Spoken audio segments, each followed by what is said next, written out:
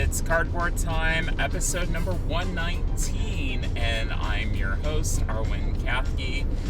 We are doing a ride home episode from Grandcon, from Grand Rapids, Michigan, where we spent the long Labor Day weekend. In with me in my passenger seat are my loud notifications, as well as my fiance, Allie, who's going to be my co-host today. It's me, and I've got chips. She always has chips.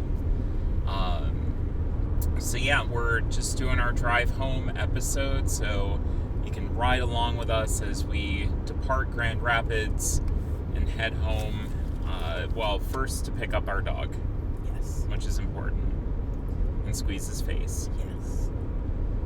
Yes. As he is the number one priority right now. Absolutely. Yeah.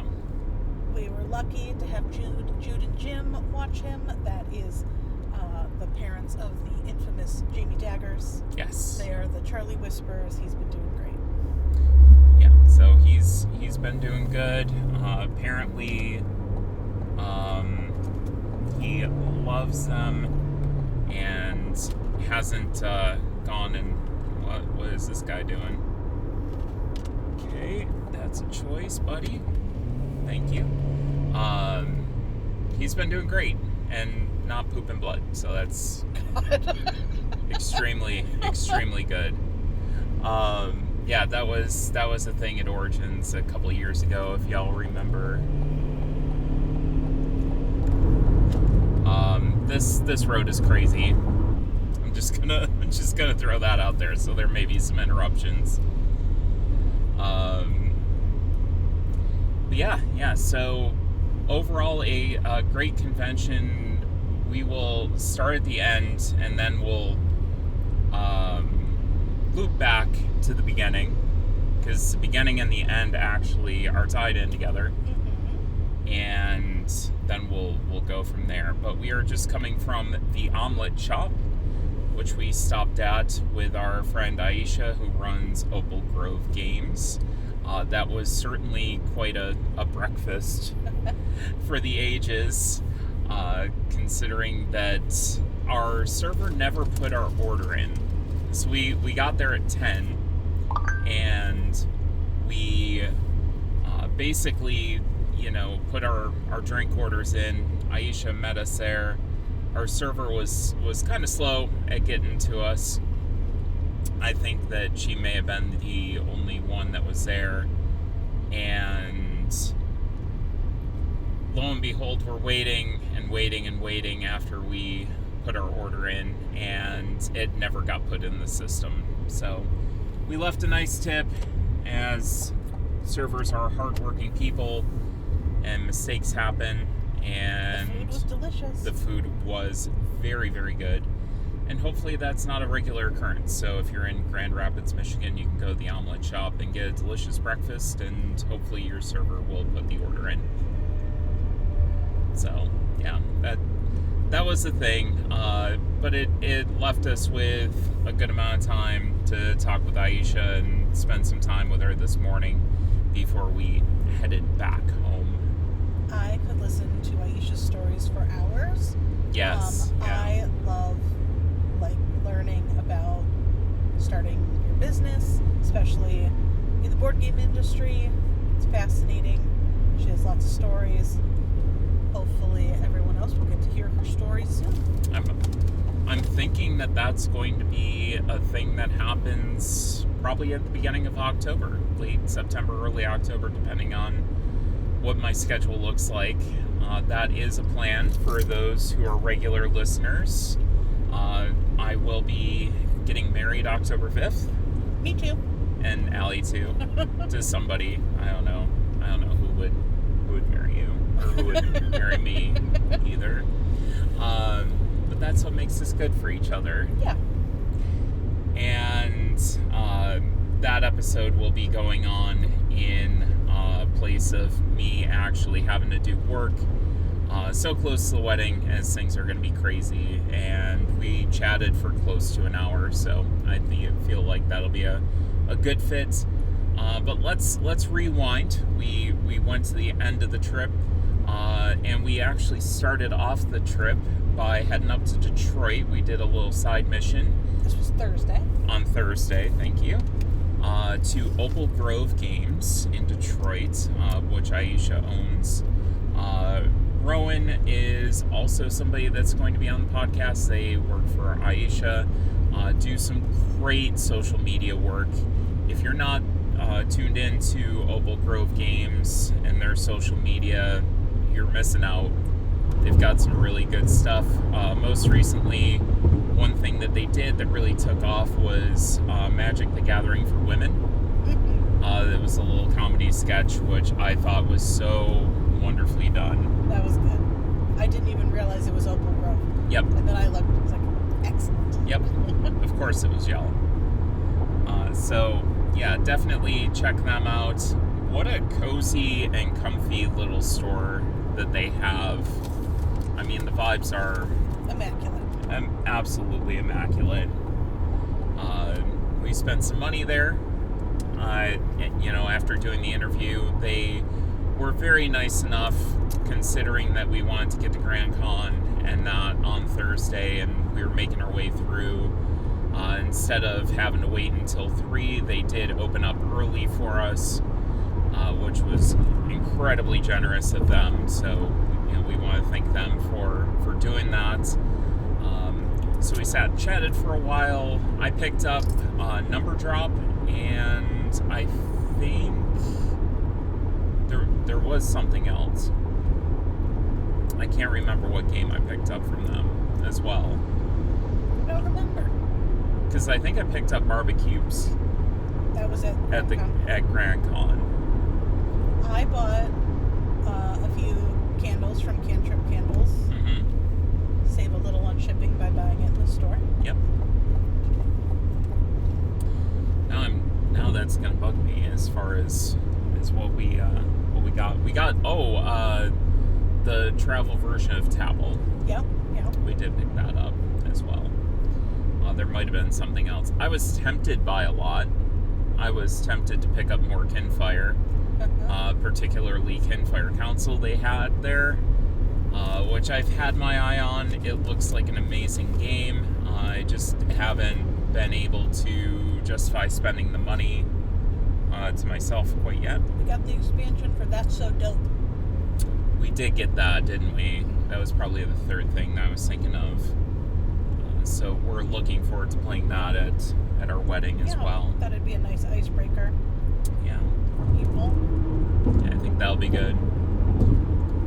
And then we went out to Pi Psi for pizza, which was absolutely delicious. That was Rowan's suggestion. Yep. And quite a good one at that. I think mine had like fig and mozzarella. No, feta, goat cheese. I had cheese. And I got some balsamic on top. Very good. And I just went with the standard pepperoni, a lot of pepperoni and hot honey on top, chili flakes. And it was Detroit style. For those who are kind of unfamiliar with the style of pizza Detroit style is, it's more of a deeper dish, really crispy bottom. They bake it in a pan, and then it's really airy as far as the dough goes. So it's a very delicious pie. If you ever get the chance to try a Detroit style pizza, it's quite good. It's kind of the default that Jets serves, Jets Pizza, if you have any of those in your area. Or also Little Caesars does what they call a deep dish, and that is also a Detroit style, which is the only thing that we'll get from Little Caesars except for the pretzel crust. Yeah. So it's quite good. So yeah, we did that. We had a great time there, chatting with Aisha and Rowan and hearing all sorts of fun stories, and I'm glad that we'll be able to convey some of those onto you. And then we went and made our way towards Grand Rapids and came in on Thursday. And I don't know if there was anything else So we did Thursday night. Oh, we went to Tupelo Honey, Tupelo. which was pretty good. I think the mac and cheese was excellent. Oh, yeah. The potatoes I got were excellent. They were kind of like Parmesan and rosemary potatoes. I think the chicken was good. It was very spicy. It said drizzled with hot sauce, not completely slathered with the fire of 1,000 suns. Yeah. So, it was good. Just burned my mouth a bit. It was more of a problem for you than it was for me trying it. It was good for me. Yes. I had the smothered chicken. Some of the pieces were very moist and delicious. Some of them were kind of dried out, so it was very dependent on the piece that you got. But the vibes were good. My Arnold Palmer was also good. Yeah. So It's a very nice restaurant. yep. So got no gaming in on Thursday, but on Friday we got a lot of gaming in. Yep.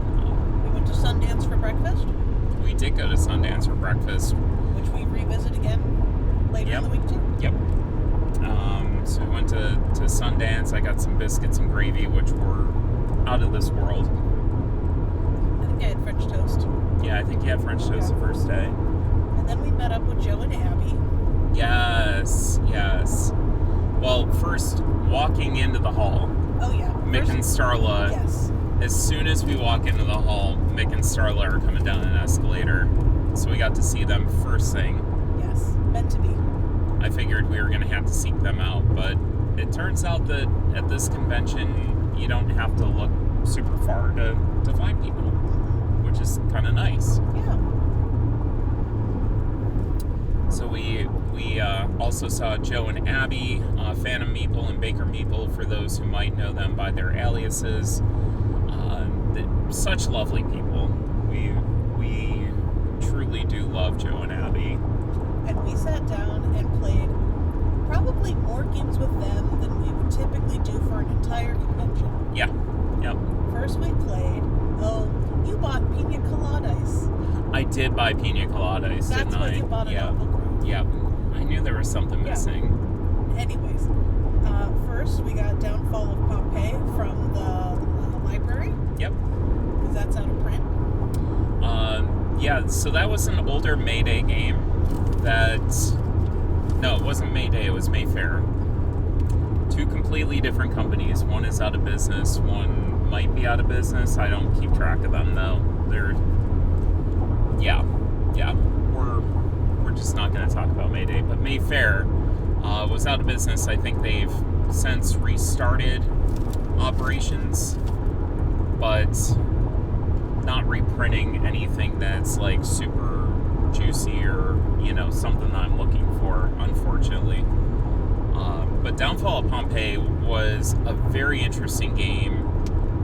Joe and Abby both got excited when they saw it, and the way that Joe described it to me was like, you need to play this. It's an older gem. It's what got us really started in gaming. And You throw people in a volcano. and I'm like, sold.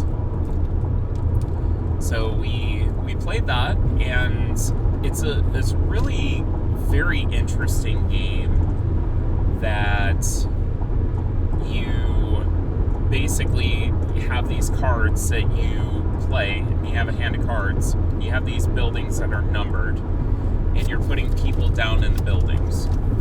And you have two cards that come out that are basically the 79, 80 cards, I think it was. And that triggers the volcano to erupt. So you're building out, you're putting all these people on the board.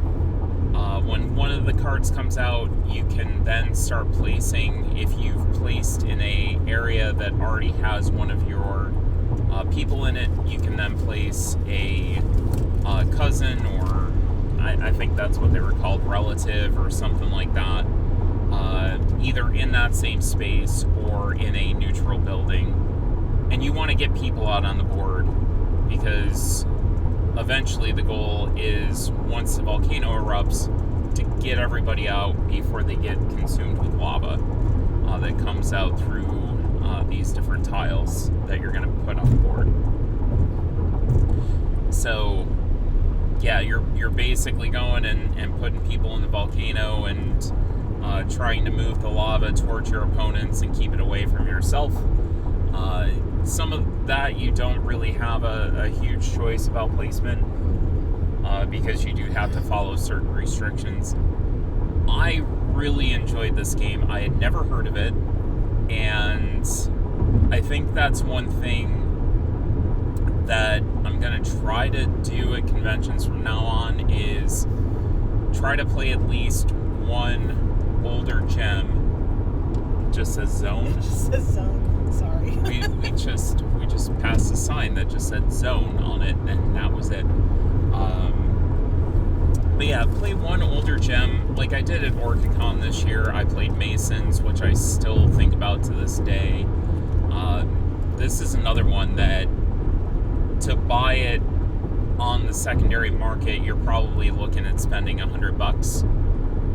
But it's really easy to teach. It's really easy to grasp. I think the biggest thing for me was the movement, and the rules behind that were a little bit tricky to kind of convey. But other than that, I thought it was quite a good game. Yeah. One that I enjoyed thoroughly. What did you think? I thought it was really solid. I liked the little volcano. Yeah. That was clever. It was just kind of like a rolled up cone of thin plastic stuck in the board, but yeah, it was cute. I did not win, but that's not always the point. Yep. Sometimes you just want to throw everybody else's. Yeah. It had just enough take that. Yeah. Not malicious. Oh, it was a little malicious, but not. It's a little malicious between Joe and Abby. Yeah. Yeah. It got a little malicious. When you play it a lot, you know. Yeah. Yeah. Next we played a game that I was really bad at, but I really liked, Pina Coladas. Mm-hmm. So Pina Coladas, the premise of that is you have a bunch of tiles that are laid out in a 4x4 grid, and you're going to roll your dice Yahtzee style, so you have to roll all 5, and then you choose what to re-roll, if you want to re-roll. And then if they match up to one of the coasters that's on the table, you have to place something if you can. But you're trying to make a 4 in a row that instantly ends the game, or get the most points by the time, either get up to 20 points or get the most points once somebody has placed all of their little tokens out on the board. It's a lot of fun, very light. I had a really, really good time with it. Did I win both of those, or I know I won one of them? Abby might have won the other. No, Abby was trying to win. She almost had a 4 across or whatever. Yeah. You might have won both. But it was quite a good game. I'm glad that I picked it up at the very least. That one's another one, because Yahtzee is such a familiar game to most people. People can pick this one up pretty easily. Some of the combinations to look at without having somebody to explain it might be a little bit difficult for somebody who's newer to the hobby. But I think that this is one that people who like dice rolling and are kind of familiar with Yahtzee, they're looking for that next step. I think this is a perfect next step for them. Yeah. And the next one was Trick of the Rails, also from the game library, I think. Yeah. So Joe pulled this one out. This one is also out of print. This one was like a 18xx trick-taking game, which I thought was kind of interesting. I haven't played a huge amount of 18xx games, but for those who are unfamiliar, essentially what you're trying to do is get stock in certain companies and then increase the value of that stock as much as you possibly can. And I will apologize about my car. Once I go around 60 miles an hour, it does tend to vibrate like that and makes a noise. If you are a regular listener, you might be aware of that noise. I think that happened at Origins as well. But now we know what's doing it. Yeah.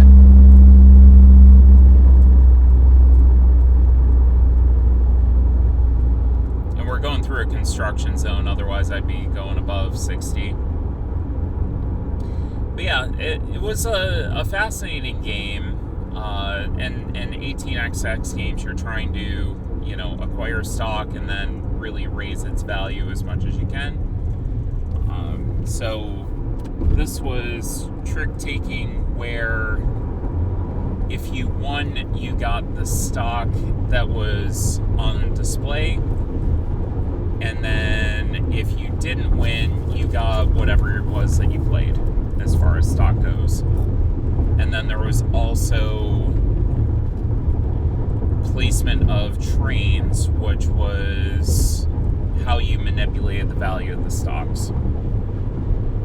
So I thought it was an interesting game. It's probably not one that I'll seek to pick up. I don't think that I got the strategy as clear as I thought that I would.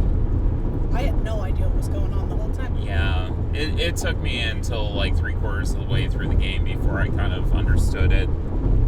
I would play it again. I don't know as though I necessarily need to own it, though. The next one, speaking of things where I had no idea what was going on, 4x2, Amabel Googler. Good old 4X. So 4X is a economic manipulation game where basically you have 6 currencies. Each of them has a relationship to each other, so you can trade, $1 Canadian for $3 US or vice versa, and you're trying to manipulate currency and acquire currency or shares of currency so that you get the most money at the end of the game. So everything at the end of the game converts into one currency, and then whoever has the most wins. It's very spreadsheet heavy. It was a game that Amabel put out the original a long time ago and decided to do a second one based on the fact that she started working with Zoe Alred and dry erase markers. Gotta love dry erase markers. I think from what I've seen, there's only one video that's out about 4X to begin with, like one playthrough, and that was Heavy Cardboard's playthrough. And there was nothing on 4X2. But what I saw of 4X1, I really think that the dry erase markers helped quite a bit. I'd like to play the original at some point. I think I'd have a good time with it, but I think this one's going to be better. When Amabel put this out, a lot of people had complaints about it as well. They didn't like it, they bounced off of it. I think it is much like Amabel's other games, where if you are a certain type of person and think a certain way, you're going to love this game. I love this game. I thought it was a lot of fun. It's a very different game. I can see that there are going to be a lot of people that bounce off of it, but Joe, and I think Abby did as well, had a great time with it. They got it. Yeah. They appreciated it for, what it was trying to do. And I wanted you to play it because I figured you'd beat all of us, because you would have no idea what you were doing and just make decisions based off of vibes, and you were going to beat us all. I eventually started doing that, but I did disassociate a little during the teach, so... Yeah. You know how it goes. Yeah. Sometimes Allie just falls asleep at the table while I'm teaching things, and then just says, "Yeah, I'm gonna move pieces around on the board." Yeah. But yeah, I'm happy to say that that strategy did not work, so I felt a little bit better about the game and my abilities. But yeah, I had a ton of fun with it. You can play the original 4X on Board Game Arena. So if it's something that sounds interesting to you, you can check that out. The most interesting part of the game is the contract system. And I don't think that we got as stupid with the contracts as a lot of people do. I was tempted to just go for it, and I should have. Because you can write down, because you're making this future contract and this promise to pay back, or basically pay a certain amount to get a certain amount in return based on what the value of that exchange is currently. And you can execute that when it comes up. You can go and say, I don't have this money right now, but I'm going to get it. And sometimes that's a very, very bad idea. And that's the whole point of the game is that kind of, strategy of trying to figure out what you should do, when you should do it, that kind of thing. And that contract system is definitely at the forefront of it, which I appreciated quite a bit. So at this point, I wandered off to play games with Missy and Chris. Mm-hmm. I played Seven Prophecies, which we'll probably talk about later when Arwen got to play it. Yeah. But then you stayed with Abby and Joe and played Wolves. We did play the Wolves, and we also played with Mick and Starla. Oh, I forgot they were there too. Yep. So we all sat down to a 5-player game of the Wolves. This is a area control game. I bought a copy of it after going out to Orcacon and playing Ashwin's other game, Chicken Fried Dice. Which, by the way, if you haven't looked it up or heard of it, I've talked about it on the podcast before.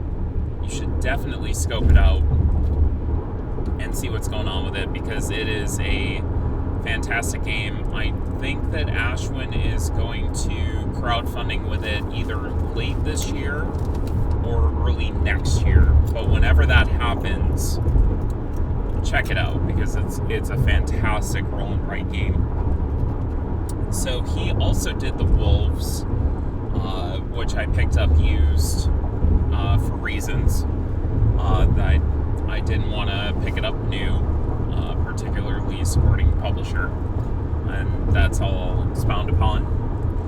But really solid area control game where you have wolves that you're trying to figure out how to move on the board, and you are trying to expand your influence out onto this board. You start with 2, I think.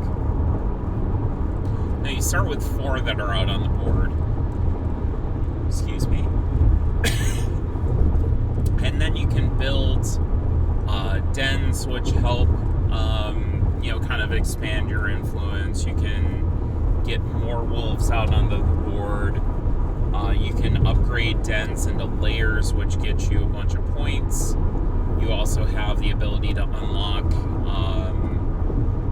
extra actions, wild resources, and the really interesting thing with this game is everything that you have to do is based off of your player board. So the number of wolves that you can move with a move action, when you howl and you pick up more of these lone wolves and you convert them to your color, that's all driven by unlocking things off your player board. So there's a little bit of an engine building aspect to that. also, when you go and execute those actions, you have these different terrain types, and based on what you're trying to do and where you're trying to do it on that terrain type, you are going to go and have to flip over a certain number of matching terrains to execute that action. You have, I think it was 6 of them on the top of your board. You also have one that you specialize in. And so you can spend these wild resources to act as though you've flipped one of that color. I thought that it was a really, really cool system. I had a lot of fun with it. It's a much different area control game than what I'm used to. Once an area scores, it's done for the rest of the game as well. So you don't have that problem of somebody dominating a territory and just sitting on it. You have to move. You have to go around and actively roam around the board and try to, expand your influence in an area at the right time. So I thought that was a really cool way of doing area control. It was a really different system. Something that I liked. I am glad that I picked this up. I do feel like that's a game that I want to get out onto the table a little bit more as well, but it was on my shelf of aspirations, so we got that done. After that, we went with Joe and Abby to get lunch at Atwater Brewery. Or maybe that was dinner. We got a meal. We got a meal. It was more towards dinner, because that was the day that we had the chicken fries and mozzarella sticks at the convention center. I will say the convention center, it's very nice because there's like the concession stand in there, and then the lemonade stand and the ice cream truck, like right there, very easily accessible, not super long lines, affordable. Yep. Yeah, it's not a convention that you're going to break the bank at by any means, which is really, really nice. I think it makes it a little bit more accessible to everybody. The lemonade, the regular lemonade was mid. It was just okay. But then you added strawberry to it. It was very good. It was excellent. And then you could just keep getting your cup refilled. Yeah, it was like a $3 discount on getting your cup refilled if you brought the same cup back, and that was all weekend. And Wild Bill's was there as well. Oh, yeah. So if you're a Wild Bill's fan, they made an appearance. If you like their soda, getting back to Atwater, that was an experience. It was one that we again had lack of restaurant staff. They actually had sent servers home. According to our server, on a Friday afternoon when they were having a convention, they sent servers home. So somebody made that choice, which was a very bad choice. But our server was so nice and apologetic. Yeah. So the food we did get was good. Yeah, the food that we did get, that you didn't get your chicken on the salad. Yeah. The wings I got were fantastic. They were quite delicious. But Allie's salad was quite a bit wrong. It ended up just kind of being some lettuce and salad dressing, but what can you do? We didn't get charged for it, so. Yeah, so that was the thing. The beer was also pretty good. I thought it was pretty solid. What was the funny name? Wango, wheat mango beer. Yep. And then I must have gone back to the room or something, because you played Hansa Teutonica? I did. I'm trying to read. Joe and Abby. Yeah. So we came back to the convention center. I think you had gone back to the room. Oh, I had to work. That's right. You had to work and get some stuff done. So I went and played Hansa Teutonica with Abby and Joe. This is another Shelf of Aspiration game that I had. It's a very gray game. And the art on my version, according to Mick and Starla, is way better than the copy that they have, which was even more gray and boring. Oh. And this is definitely an older game. But you're taking your merchants and kind of your workers. I can't remember I don't think it was like villagers, but I think it was like merchants and something else. But you're placing them out on a board and you're trying to link different towns together.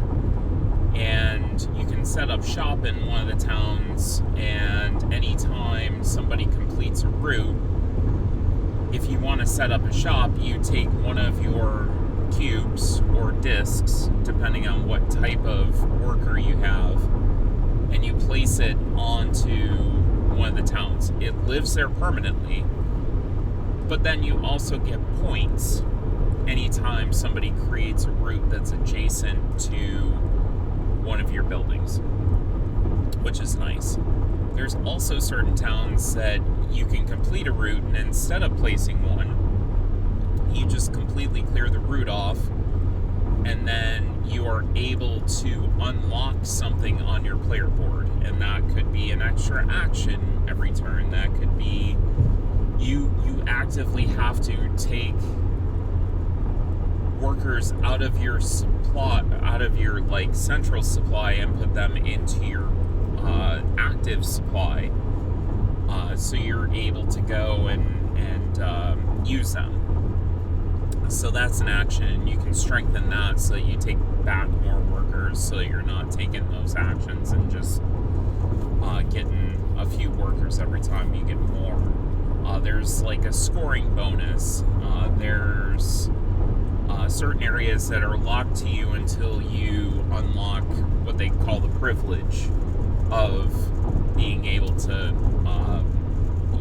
place in that area. And by default, you start with white privilege, which is a choice, and black privilege is the hardest thing to get in the game.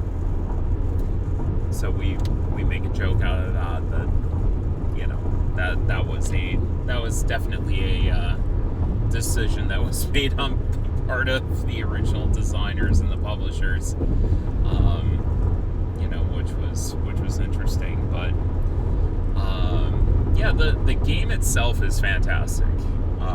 There's a reason that people talk about it still to this day. It's still on store shelves. Both Mick and Starla and Joe and Abby highly recommended the game, really enjoyed the game, and said that I needed to play it. So we finally got it out, and that's another one I'm very, very happy that we did. I figured I was going to like it. I didn't know how much I was going to like it, but it's definitely a keeper for me. I'm interested to check the other maps out, play with the expansion content. The only difficult thing is it's a 3 to 5 player game, so getting over that 2-player hump and getting everybody into a game of it might be a little bit more difficult than something that's the 2 to 5, even though there's a variant that you can play with it. Just a lot going on. I would say if you've played something like Ticket to Ride and you're familiar with route building, this would be the next step up for strategy. Not hard to learn, not hard to teach, but it has way more to it that's kind of crunchy, and you get to make more interesting decisions than you might in a Ticket to Ride style game. After that, you parted ways with Joe and Abby, and we played Otter. We did play Otter. What did you think of Otter? I thought it was really cute. I'm a big fan of charming games. We bought Otter and Capybara Crush. So Olivia got it for us at Gen.Con. Thank you, Olivia. They have these cute little plushies that the games can go inside. We got the Otter plushie. Now I want the Capybara plushie, which I think they have a Kickstarter too. make more of those, maybe? Not sure. But I liked it. So, quick little, what did I call it? Card shedding game. And the art was so cute. The premise behind this was the fact that you had these 3 otter heads and tails out, and each of them, the heads had a different condition, so they had higher and lower, they had odds and evens, they had near and far. There's some other ones that you can throw in to spice up the gameplay once you get familiar with those. Those were the recommended starters. And then the tails had a certain suit, so you had these cards that went from, I think it was 1 to 12, and then the tails had the suit on them, so you had the suit on the card as well. And if you were, you had a central belly that you were trying to feed the otter with what they wanted. Yeah. So at the beginning of your turn, you had to decide, am I going to draw cards up into my hand, which of course is antithetical to the point that you're trying to get to, and the fact that you're trying to get rid of all of your cards. But you can take cards in your hand to shift either the heads or the tails, either flip them over to their opposite. So if you have a near, you can then change it to a far, or an odd to an even, and that kind of thing.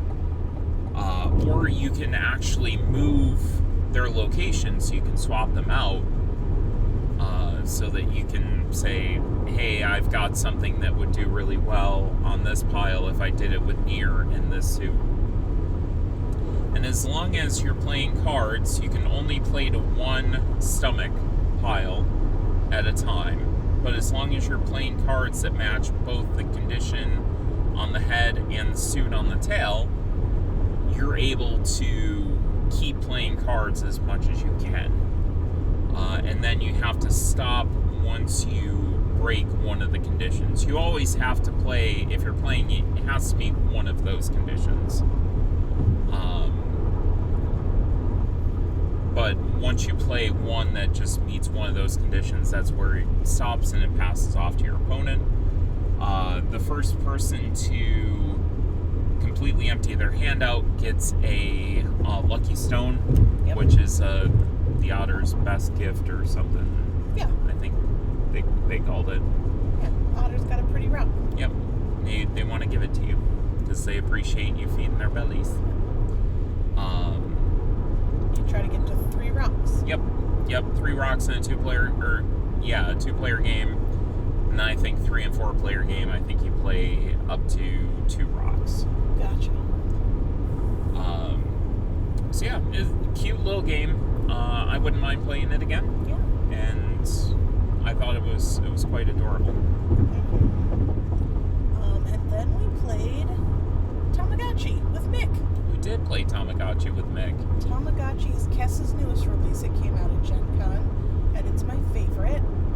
It is from, Bandai's Tamagotchi franchise. And you are just trying to keep your Tamagotchis alive, just like, anyone in our age group was trying to do in their childhood. There's a few new Tamagotchi devices out now. Mm-hmm. So I like to think of it as a poop management game. Yep. Yeah, and you're going through these different steps of trying to feed and entertain your Tamagotchi. There's a little bit of push your luck and hand management in the fact that you roll dice. Each of the Tamagotchi have a suit associated with them, and you're rolling these dice, and if you match the suit that are on hatched Tamagotchis, they poop. And if you get the poop track all the way up to basically a breaking point, you lose all of your dice for the round. You clear off any food that you've given to your Tamagotchis, which are going to score you points at the end of the game. And then play passes on to your opponents. It was interesting because I don't think Mick knew what a Tamagotchi was. Yeah, I don't think so. So it was interesting to teach him the why of what we're doing. Well, I think it was between that point. He's a little bit older than I am. Yeah. And they were kind of coming up when I was like super early teens, like 11, 12, I think. Yeah. And Grant's too young to probably have had a Tamagotchi. And Grant's too young, so I think he just hit that time period of, you know, not really understanding what they were and not getting it. So it's a fun game. There's a couple of rules clarifications that we actually needed to text the designers for, but we still had a lot of fun with it. I still enjoy playing the game quite a bit. It's a very solid game. If you like Tamagotchis, I think you're gonna enjoy it quite a bit. But it's lighter, but it's a lot of fun. Yeah. Tamagotchi's on Amazon right now, and it should be at retailers hopefully like next month. Yep. At this point, I turned into a pumpkin and went to bed. Mm-hmm. And you stayed with Mick. Yep. You found Clay and Jenny and played How to Save a World. Yeah. So Clay and Jenny of Beer City Board Gamers. Really glad to have had the ability to game after hours. They did open up a little room in the basement of the hotel that was attached to the convention center, the Amway Grand, and we were able to continue gaming. It was midnight at this point, and for anybody who's been at a convention with Mick, he does not want to stop gaming at midnight. He doesn't want to stop gaming at 1:30 in the morning. So we just kept going. I'm like, I've got another one in me, sure. And I've really been meaning to get How to Save a World to the table. That's Burnt Island, right? That is Burnt Island. So they did give me a gift or a review copy of How to Save a World. I've been meaning to get it tabled for a while now, just haven't had the opportunity with everything going on. So this was a perfect chance. Did have to kind of figure out how to teach it. There's some complexities that happen between the different resources that you might spend. You also have tags that are a different resource that get acquired in a little bit of a more unique way. So trying to balance that out and teach that was a little bit more difficult. But How to Save a World is a worker placement game, and you have a lot of different tracks that you're trying to figure out what project to back scientifically and work on to save a planet.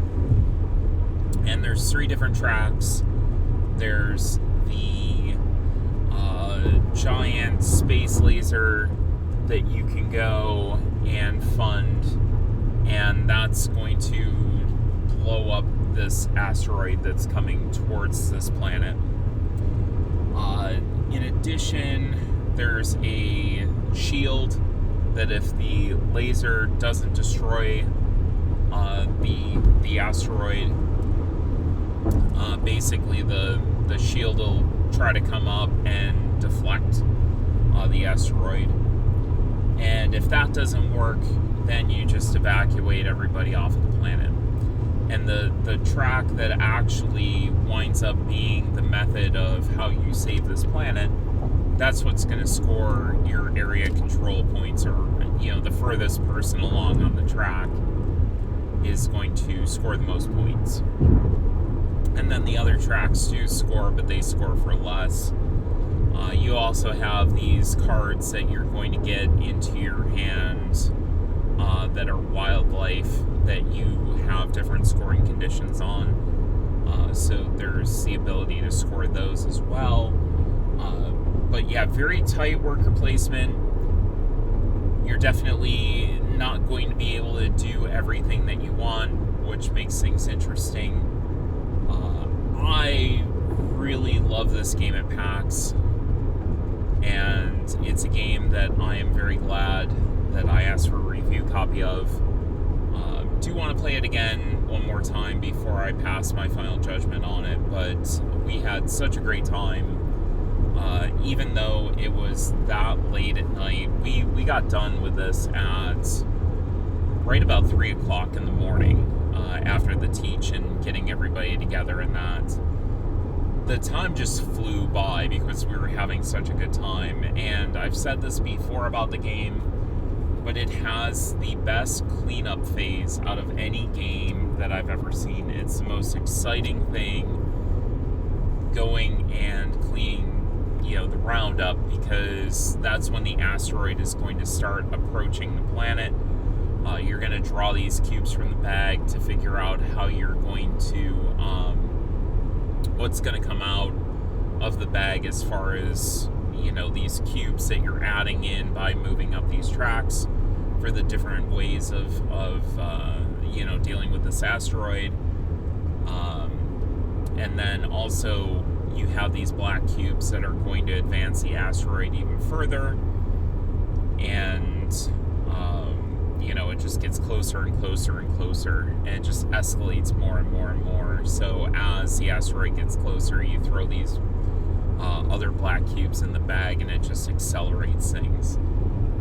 So it makes for a really fun moment where everybody's trying to do their own thing, but at the same time, there's a shared threat that's going to happen on the board that you have to deal with. So I love that. I think that's the most fun in this game, and it's what makes this game really sing and is special about it. Technically, at that point, it was already Saturday, but you did sleep. Yep. Some. Not much, but some. But I was the one that slept in because I didn't feel well that morning. Yep. So, looks like you went to the garage sale. I did. I went to the garage sale that they had set up if you were attending the convention. They had a limited number of tables that you could go in and buy. And you could buy a spot, you could bring your stuff, and you could set up and sell it. I didn't want to do that because you had to basically be there with the table the entire time. And that was kind of cut into my gaming time. And I just did not want to sit there with my older stuff. I also had the sale that I was at about a month ago at Recess Games in Cleveland. I did get quite a bit sold off there as well, so I just figured it wasn't worth it.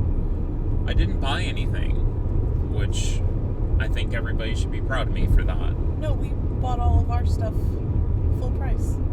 It wasn't full price. It was, well... We did get some discounts. We got discounts at the one booth. Opal Grove was full price. As it should be. Yeah. But we don't mind that. Right. After that, you played Guildlands with George. I did.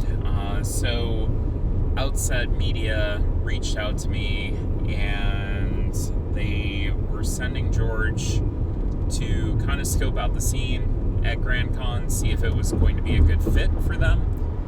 And so George came down from Toronto to kind of see the scene, and brought down a copy of Guildlands for me to check out, as well as some other folks that were there.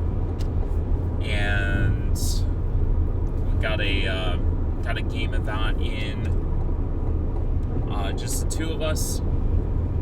I thought that this was, I really hadn't heard of it, and I've just recently started hearing about Outset's offerings. Just recently at Origins, and I've told this Origins story where my mom was looking for a place to sit, and Outset had a huge booth that was there. They invited us in, and my mom basically told, I can't remember the gentleman's name, sadly, that offered the seat, but it was my mom basically said, my daughter has a podcast, and I felt like saying, yeah, everybody's daughter or kid has a podcast these days. And basically wound up chatting with them for quite a while, and that's how I got that copy of Rainbow that I talked about a couple episodes ago, which I also enjoyed. And so basically started hearing about Outset's offerings and was excited to check out Guildlands after I had... Oh. Okay. Sure. There's a guy that was just putting on his turn signal as though he was going to turn, and then he didn't. So that was great. And we'll get up to speed so that you're not annoyed by the rumbling. And there we go. It was around this time. Were you done talking about Guildlands? I'm sorry. No. Keep going. No, I gotta go on about Guildlands. Please do. Because Guildlands is the best way that I can describe it. You have these different symbols which correspond to different guilds, and in between you have roads. So it's very much like Carcassonne. You have a lot of that similar Carcassonne feel to it, without building out these areas and your farms and whatnot. But the roads will definitely feel like a familiar mechanic. The tile placement will feel like a familiar mechanic. What makes it interesting is the fact that each of the guilds has a asymmetric scoring condition to it. So, for instance, the guild that I was playing had these symbols that were a quarter circle on the edge of the tile. So if you put 4 of these tiles together, you can make a circle. And if you did that, you got this special disc that you could put down, and anything that was of yours in line with that disc scored you additional points. So you were incentivized to basically lay everything out in a plus sign shape. So everything was going to go really long, and I need a sip of my iced tea. Everything was going to be really vertically and horizontally stacked for me. That's what I wanted, so I could maximize that. What some of the other factions do is they want things in clusters, and they want to build big groups together. So you have these asymmetric factions that are kind of working either together, and what one faction is going to do is going to potentially help somebody else out, or you're going to work against each other and cause a bunch of conflict by trying to build things out differently. And the way that these factions worked was really interesting. It was really unique. I am very fascinated by this game. I want to play this a lot more. I'm excited to see all these different factions. I think Justin, my friend Justin, who's a huge fan of Carcassonne, I think he's going to love this. I think it's the type of game that he's really going to get behind. If you like Carcassonne, but you want something to spice it up, this is going to be a game to check out. If you like tile laying and making connections and that, there's a little bit of something for everybody in this. I think it's a really unique concept. Again, I had not heard of it before Outset reached out to me to sit down and play it, but I am so glad that they did, because this is a really, really spicy game. I think people are going to enjoy it. I don't think that it got the coverage that it deserves. Well, you're going to change that. Yep. It was around this time that I emerged from my cave. Yeah. Kind of awake and hungry. So, after meeting George, Yep. we went to Atto Sushi, or Atto, A-T-O, ATO Sushi. After we tried to go get Thai. Yeah, the Thai place was closed. There was a lot of places closed because it was Memorial Day weekend. Yep. So we did not get Thai food. But I am glad because this place was so good. It was. I got sushi. I was surprised. I got sushi. Arwen got Korean fried chicken. Yep. And it was amazing. It was outstanding. Like, Yeah. You said that it was better than banchan. Yeah. I tend to agree with that. I do love banchan. This was way better than banchan. Loved it so much, in fact, that I went back and got that Korean fried chicken late at night before they closed while Arwen was playing other games. Yeah. Yeah. So we did that. Oh, don't forget the gyoza, too. The fried gyoza was excellent. Really good. Yeah, they were so nice. It's just a little place, not a lot of room. Yeah, right across from the hotel. Yeah, it was super convenient. And then we came back and made barbecues with Grant Lion. Oh, that was Saturday, wasn't it? Yeah. Yeah, we were... That's why I take notes. Yep. Thank you for taking notes, by the way, because I wouldn't have remembered half of this stuff. I am no good at barbecues at all, but I heavily enjoy it. Yeah. You know who is good at it? Grant. Grant is excellent at it. Grant knew barbecues, and Allie and I played one game, and Grant was trying to get me to come over for another game that we'll talk about in a minute. But he was sent out on a mission to go and grab me, and so we were playing barbecues, and I'm like, yeah, you want to sit down for a game? Because it takes like 5 minutes. Less if you play like us. Yeah, less if you're me. And it's a dexterity game where you have a grill that's set up on top of a tin, and you pull cards. You have these different meats and also fish, I think. I think there's fish on there. Yeah, there's fish. That you put on top of the grill however the card states. So sometimes you have to switch hands. Sometimes it needs to go on one rack of the grill. Sometimes it needs to go on two. Do you not consider fish a meat? No, I consider fish. Okay. I mean, technically, I guess it's a meat. Ask the vegetarians. Yeah. But I digress. Yeah. No, you're right. It's yeah. You know what I mean by you know, chicken and beef. Bacon. Yeah. Bacon hot dogs. Yeah.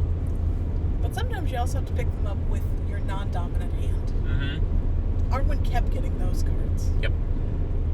And I got eliminated real quickly because if you make something drop into the tin, or you make something drop outside of the tin onto the table, then you get one of the cards. If you get two of the cards, you get eliminated. And then the last person standing wins. And Grant was the last person standing. Yes. With no cards, because he's good at this game as opposed to me. It was a cute game. Comes in a nice little handy box. It's something to pull out, you know, when you just want something quick and, you know, easy to play. Yeah. Then we went and found Chris to play at Rowdy Partners, where we also picked up Grant number 2. Yep, so Grant Fitch, who is Mick and Starla's son, we were able to play with him and Grant Lyon, who were on a team, and then Allie and I were on a team. Great match. We were the baby faces. They were the heels. Rowdy Partners is very interesting. It's a game that I've been looking forward to for quite some time. I heard about it. When did we go? It was Laura and Ashley's wedding, I think it was last year. because we were in Cincinnati. Yep, so we went to the Capstone store. Home of Capstone. And that was the first time that I had heard about it. And I'm a big fan of Dirtle games. Jason and Darren, who did Logic and Lore, they did Fuego. I like their stuff. And this was another game by them that Capstone picked up. They're in the final process of getting everything finalized and ready to go on it. So you are a tag team wrestling, and you are trying to win tricks. The lowest card wins the trick. Very similar vibes to Fuego in certain respects, where the higher cards, if you play them, you get like a little bonus. You'll move up on this track, which if you get to certain spots on the track, you get a token, like you have a big special ability that you can unlock. You also have these smaller tokens that you can swap in and out, because who is basically in the ring matters, because if your opponents are going to do damage, you're going to do damage to them. I thought that this was really cool, swapping back in and forth who was taking the damage and trying to manage that, trying to manage the tempo of the game. It had a good back and forth where you had players that were getting beaten up and not able to play much, and then it got to a certain point where they were finally able to take control and then start playing some of their cards to swing things, much like how a real wrestling match would transpire, right? So I really enjoyed that. The card that wins is what's going to do damage. So it's hard to make something above 2 or a 3 win. But if you can get that, it's really good. There's ways that you can add damage on as well. So I am very much looking forward to this. It's very much kind of vivid Lucha Libre vibes. Yeah. But there's plans for a little bit of diversity there as well. But the default setting is kind of that Lucha Libre kind of vibe. What'd you think of it? Oh, I thought it was great, and I think wrestling fans will really enjoy it. There's some nods to, terminology, the pop track, and things like that. Not that you need to be a wrestling fan to enjoy it. I thought it was great. I'm looking forward to it. My wrestler was the cowboy, which Hangman Adam Page. Is very reminiscent of my boy Hangman Adam Page, who shared his special move in the game and in real life. Yes. Called the Lariat. So that was really cool to kind of see that connection as well. I was a donkey. Yeah. But you did good. Yeah. We eventually lost, but we got all the way to the end of the game, and it was the last person who took a hit, or basically the first person to take a hit was going to lose between all 4 of us, which I thought was pretty cool. Yeah, I think it went on longer than expected, because it just was such a close call. Yeah. For so long. Yep. I did not hear from Chris when this was coming out, though. I believe this is a Essen release. Oh, yeah. If I'm not mistaken. Yeah. So, yeah, definitely keep your eyes out for it. If you like Trick Takers, it does add something a little bit different. If you like Fuego, I think you're really going to like this, especially if you like team-based trick-taking. I think that, there's a lot to be said here for Rowdy Partners, one that I'm definitely excited for. This one, it was like late afternoon, dinner time, so you went to go play Dune. which I didn't have a lot of interest in. You didn't have any interest in, I don't think. Zero interest in Dune. So we parted ways again, and you got a group together to play Dune. Yeah, so it was a full group of 6, full complement of 6, which is what they recommend on BGG. Like, you want that interaction, because Dune's on a map. You're trying to, depending on your faction, you do have, most of the factions have a secondary win condition, but the primary win condition is that you're going to control 3 areas on the map. Or if you're in a alliance, you're going to control 4 areas of the map for these special stronghold areas. And every faction is very highly asymmetric, and I thought did a very good job of kind of replicating the way that they acted in the movies. So the Harkonnen have a lot of access to these traitor cards, which can make people betray their own faction, and that so leaders can basically get killed off instantly in a battle, which are your main way of getting points of strength into a battle. There's a spacing guild that any time that you are going to deploy any of your troops onto the map, you have to pay the currency, which is spice, to them. So they have a constant revenue of spice that's coming in. Whenever you're buying these treachery cards,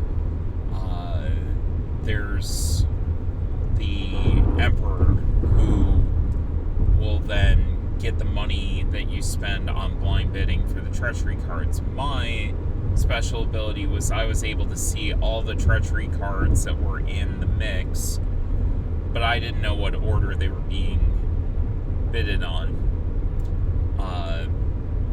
So I had no idea about, what that looked like. And then I also had a roving stronghold, which counted as one of the strongholds that you needed to win the game. I might use this rest area. I was saying, I'm very thirsty. So it might pause in a minute. But you had this mobile stronghold that was able to kind of hoover up remaining spice that people were fighting over. They might have killed each other off and weren't able to, pick up all the spice that had dropped. And so I was able to go in and kind of get the leftovers of that as well. And so it's a long game. We wound up playing for 4.5 hours. But absolutely not. But I wound up aligning with the Emperor. We put a faction together. We won the battles that we needed to secure the 4 strongholds that we needed, and eventually won. And that was my first game ever playing it, and I was able to win it. Just kind of amassing forces and that until I was able to make a big move in a battle, and I was sure that I was going to win and time it properly. So, really enjoyed it. I will say that there's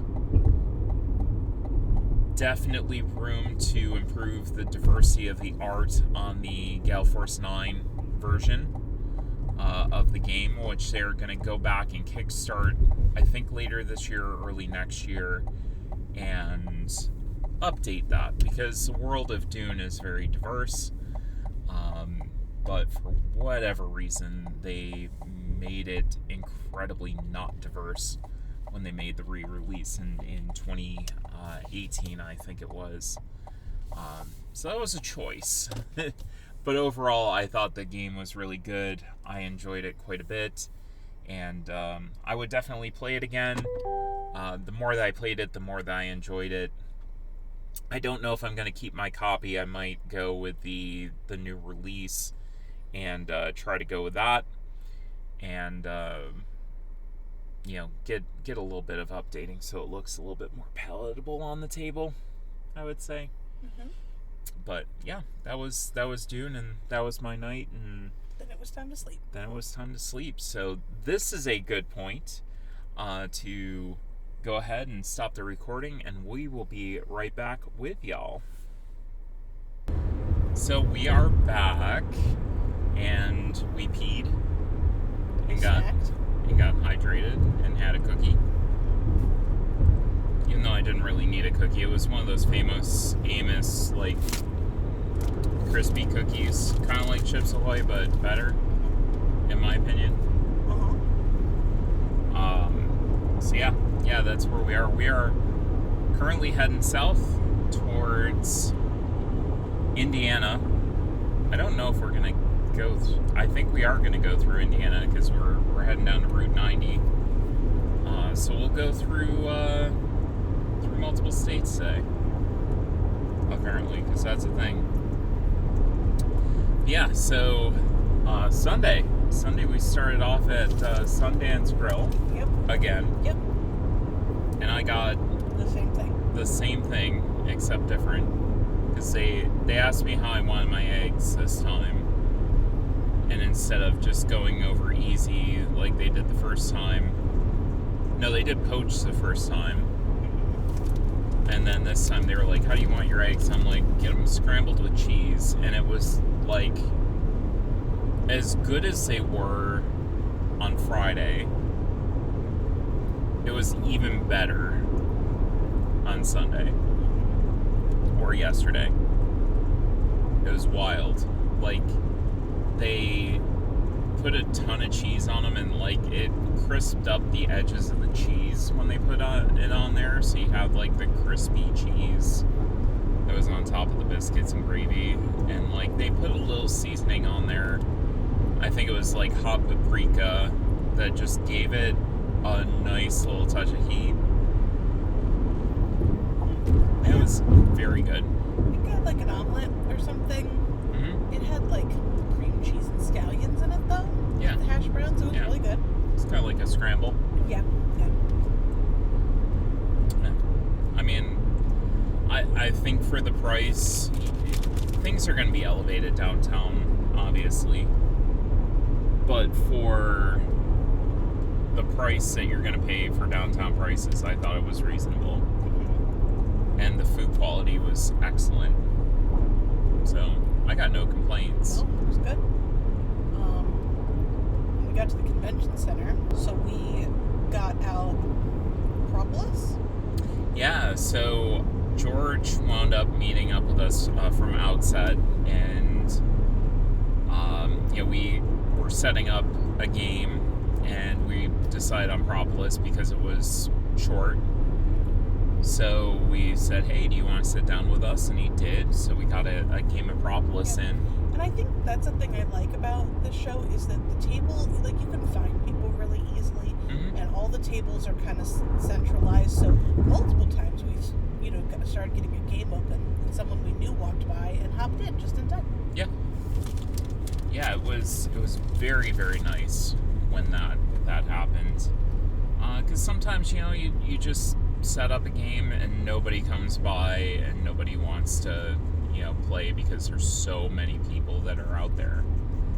And I think that it's a really good point. It was a really nice feature of the convention, and just kind of the overall size of it and that. So, Propolis is a very interesting game. I got that from Flat Out, and we're going through a little bit of a slowdown here, so excuse us if we have a little bit of vibration going on. But this is a weird highway entrance because there's like a stoplight. That's bizarre.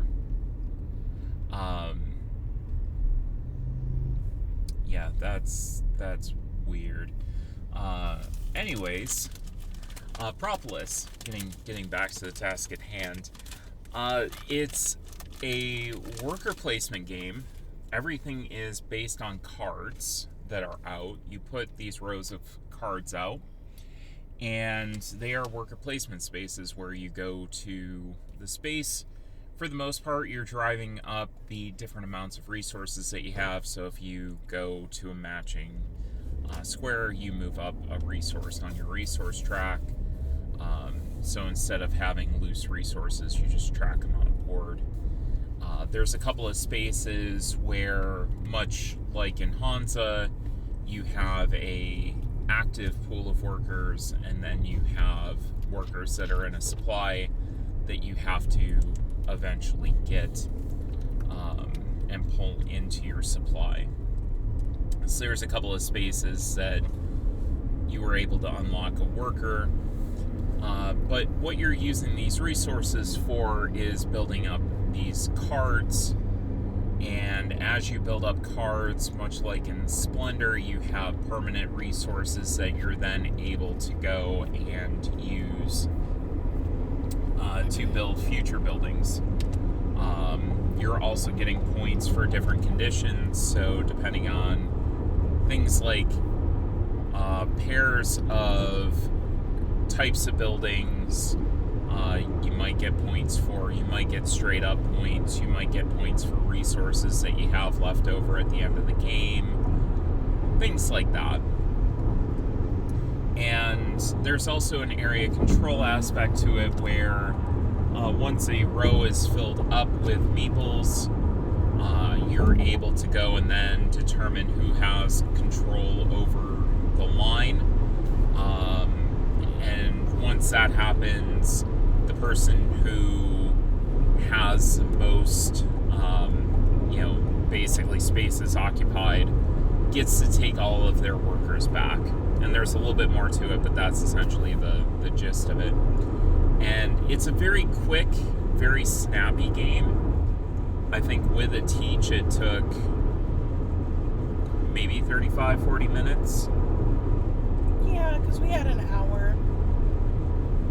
And we talked first a little bit. So yeah, that sounds about right.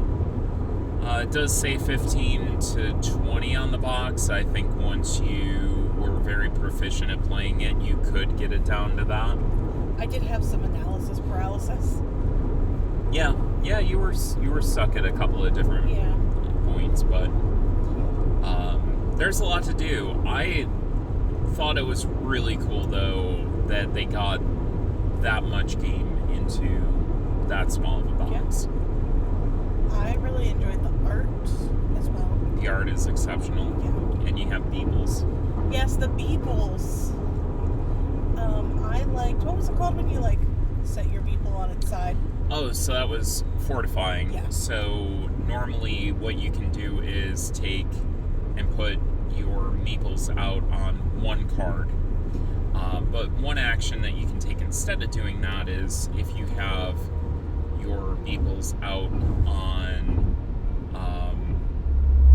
a card, you're able to tip them over and fortify them, making them more valuable when you score for area majority, and you also get to take those resources again, and you can spread those out between cards.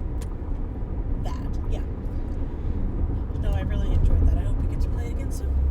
I would definitely like to. If you want me to, set it up some night, we can play it again. I would have liked to have gotten it for Jude and Jim for Watching Charlie, but it was not out at retail yet. Yep. So. Yeah, sadly not quite available yet. Yeah. And then, after that, I had been talking about Seven Prophecies, which I had played without Arwen on Thursday. I'd been talking about it nonstop. So Chris brought it out for us again. Mm-hmm. And we played that with Chris and Grant Lyon again. Yeah. So obviously I loved Seven Prophecies. Yeah. Currently available in Japan. Mm-hmm. But I'm interested to see what Arwen thought. I really enjoyed it.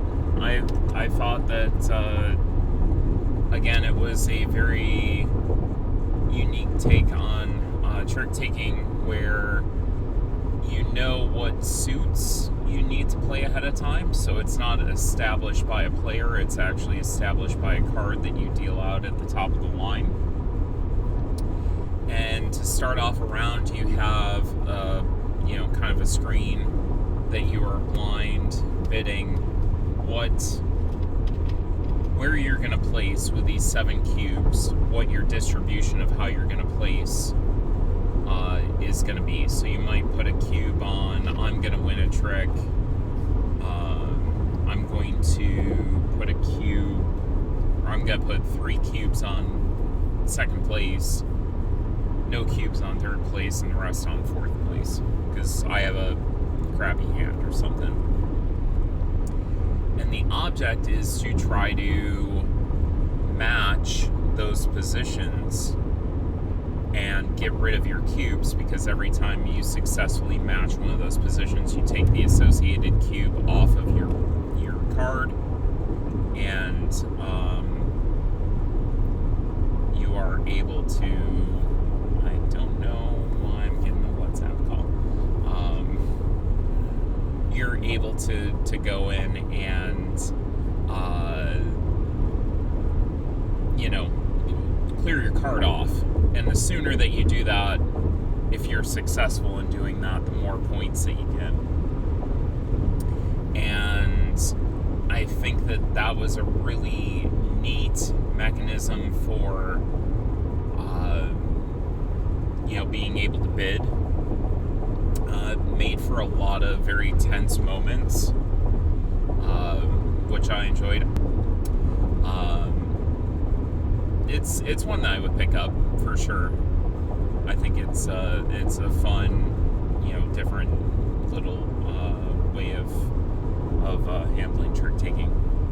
Yeah, I thought it was, first I played a 3-player, then I played 4-player.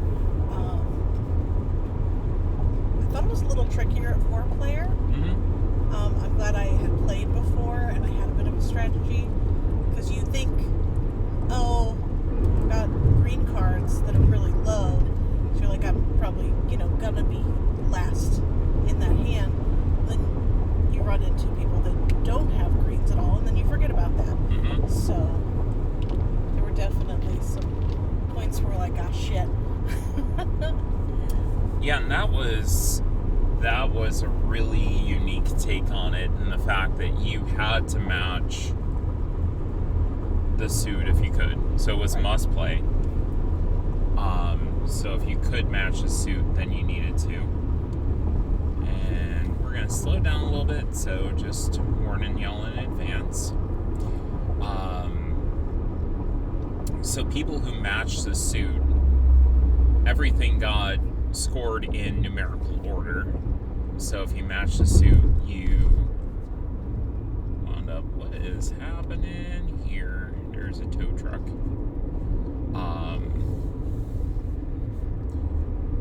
So yeah, you match the suit, you get placed in the upper part.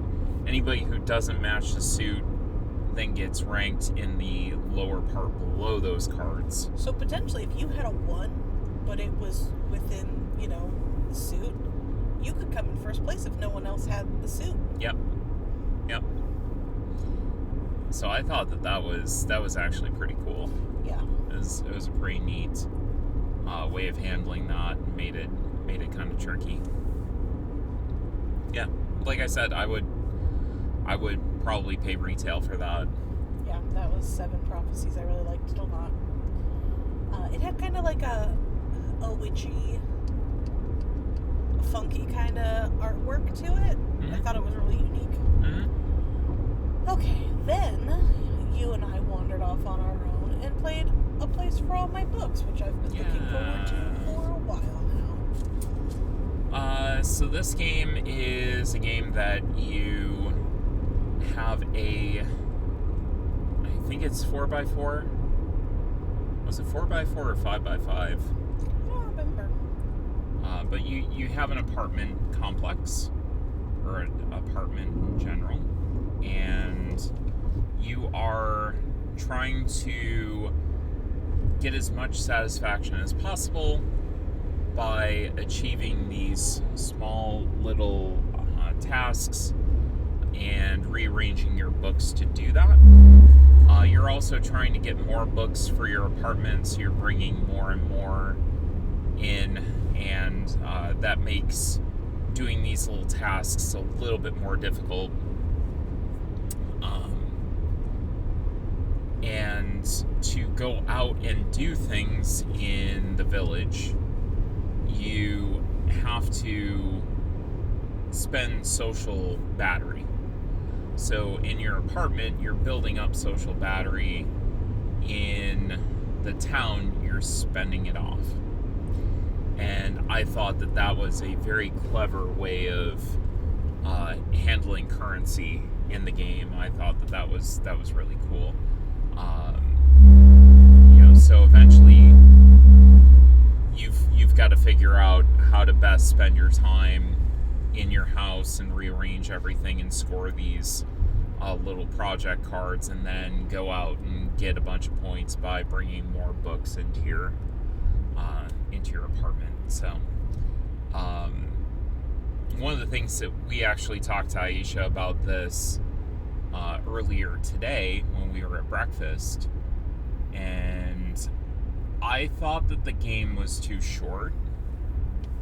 Personally, it felt too short. I felt like even it could have ended way before it did for us. I was putzing around in my apartment, moving stuff around, not ending the game.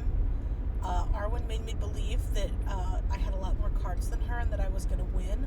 And she said that I should just end the game, and I believed her. So because I thought that you did. She was being dishonest because she was hiding all of the cards that she had been stockpiling. That is untrue. And she won by a lot. That is untrue. That is not untrue. That is untrue. I would like to play it with more people.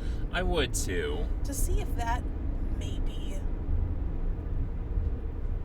makes it not necessarily last longer, but the turns spend more time in the village or the town or whatever it is. I would like to try it again with more people. Because you really weren't spending a huge amount of social battery when you went into the town. You came back early. I found myself constantly maxed out on social battery, which I can't relate to in real life, but I never had to worry about it. Maybe that was just, I did have a special ability, I guess, that worked out well to give me a lot of social battery, but it was not something I really had to worry about. I probably could have stockpiled more books, which I do say in real life. And that is where I got a lot of points. Yeah. I think I had almost double the books that you did. So it was definitely a fun game. It's incredibly cozy, which I loved. And I would say fairly unique. Worker placement isn't necessarily unique, but the whole concept of social battery and moving between the village and your apartment was quite unique and interesting, in my opinion. I don't know. I just got a feeling that maybe it was a touch bit too short, or you didn't feel incentivized to spend as much social battery in the village as maybe you could have. And I thought that was kind of interesting, as far as that goes. Yeah, I agree, and I agreed about it seeming like it was too short, maybe not quite as fulfilling, but I really did love the concept. It was very unique, and I liked that the artwork was very, at least the characters all seemed fairly androgynous as well. Yeah. And the artwork was really nice. It was just very cozy and very inclusive. What made the deluxe edition deluxe? What does the normal version look like? Do you know? So I think the normal version doesn't have the book latch. Book latch? Oh, on the box? On the box, Gotcha. yeah. So I think it's just a standard box. I don't think that the books are screen printed, which actually helped me out tremendously. Yeah. Because it made it very colorblind friendly. and maybe they do like more of just a white screen printing as opposed to the gold foil. Sure. And then there was more deluxe, like your standees as far as your workers and things like that. So I was worried that the books were cardboard, which I feel like would make it really hard. Yeah. So that's good. Yeah. No, and you have to see that for your stack. I think you still have the wooden books. I just don't think they're as nice. Yeah. It'd be interesting to look that up. Yeah.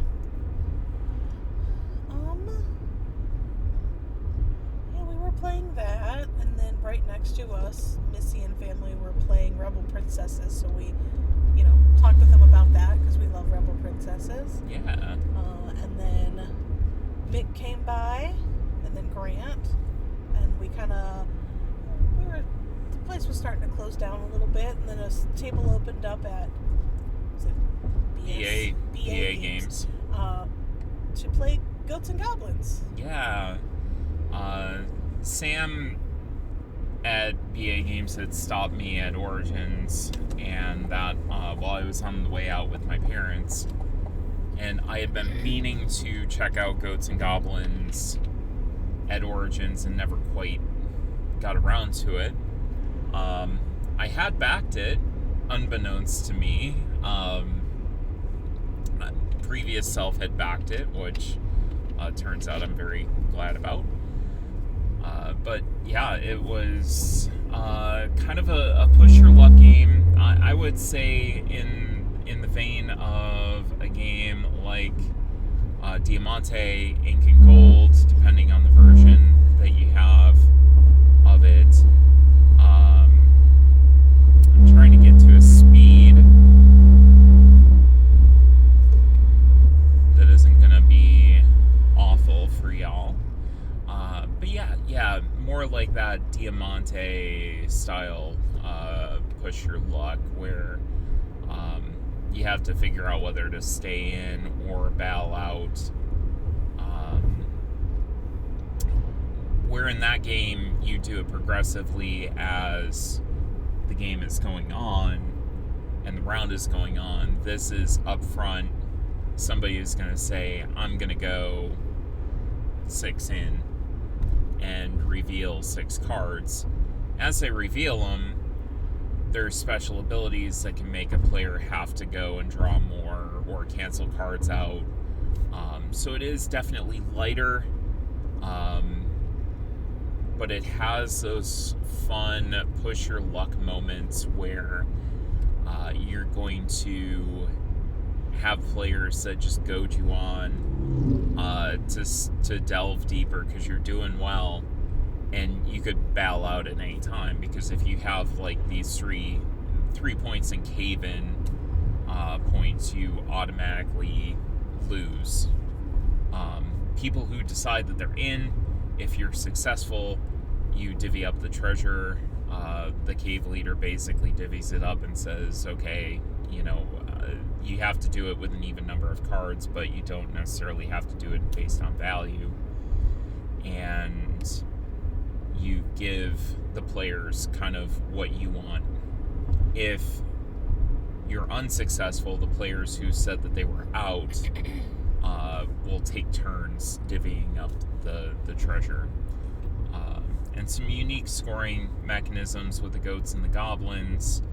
I think the goats were more points if you had... It's like an even number. An even number. Yeah, and vice versa for the goblins. So that made that interesting. You could stick somebody who had a lot of one with something that put them out of that even or odd situation to decrease their points, or you could seek something out to increase your points. So I thought that was fun. It's not going to be anything that's super heavily strategic, but it is a really nice kind of opener or a filler, like mid midweight game. I think they'll do well with that. I am not sad that I backed it whatsoever. I'm quite happy that I'm getting a copy of it. So Did have a little take that where you could force people to go further into the cave, but also some cards that flipped the vote. So if you realize, oh man, I wish I had been in on this, you would flip the vote and change the people that were in to out and out to in. Or you could also... Or somebody that was in with you the entire time and you want to... Yeah, you can kick them out. Yeah. There were some where you could look ahead in the deck and discard. If you happened to cross a bad card, you could get rid of that card. But I liked it. It was a quick, snappy game. The Kickstarter ended, but you can still do late pledges.